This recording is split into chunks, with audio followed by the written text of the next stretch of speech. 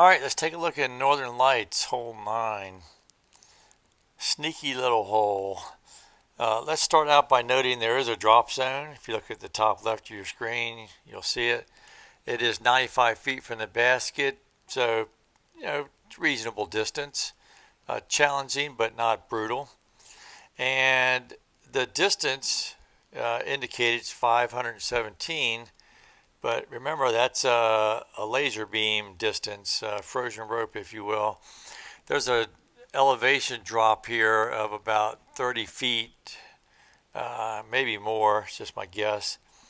But this hole will play considerably less than 517.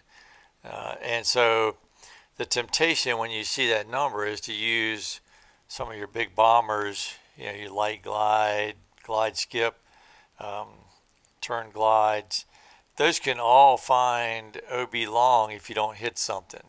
Now there's a lot of stuff in the courtyard that you'll hit, so you know not going to always do it. But if you get through clean, you may very well find OB.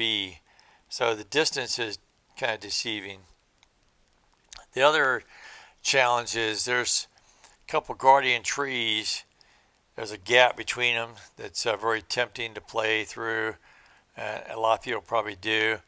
But if you hit this guy right here, this tree to the right, it's right on the edge of this slope.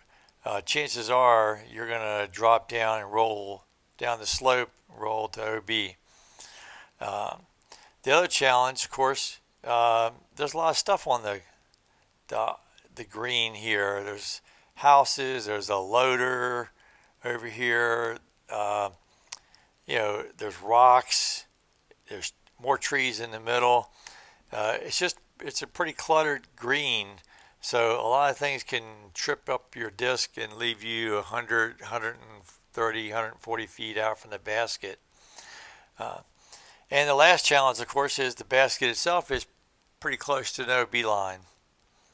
So yeah, it looks like it's a pretty easy hole, and it can be, but it's got sneaky teeth. So as far as the play goes, let's take a look at that. Okay, so I think most people probably try to play this gap between these two guardian trees. And while that's certainly viable, and you can even get an ace look doing that, I think if you're just trying to get birdie, which is my goal because I think ace is going to be pretty rare here, then I think the safer play is over this house. By going farther to the left, I take this tree out of play and hopefully avoid getting stuck behind this loader or this house in this far back corner. So I put the middle chevron about right here.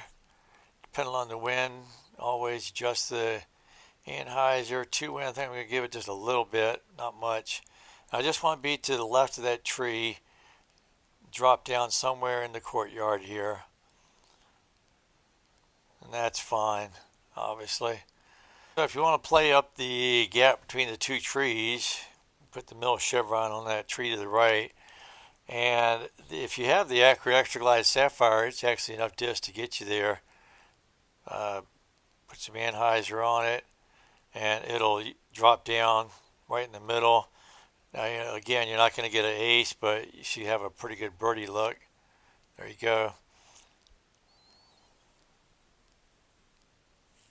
Now, the other choice that I would consider would be the turn glide drive.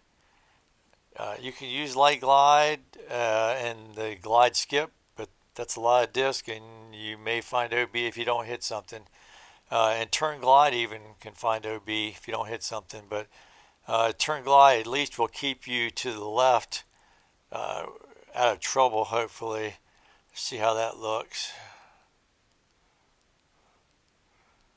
That's maybe a little too far left, but it might hit something. So yeah, kind of ran into some snow and got lucky there. So yeah, those are, I think, the most common plays.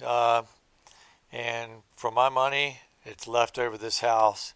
So hope you learned something, and we'll see you around the valley.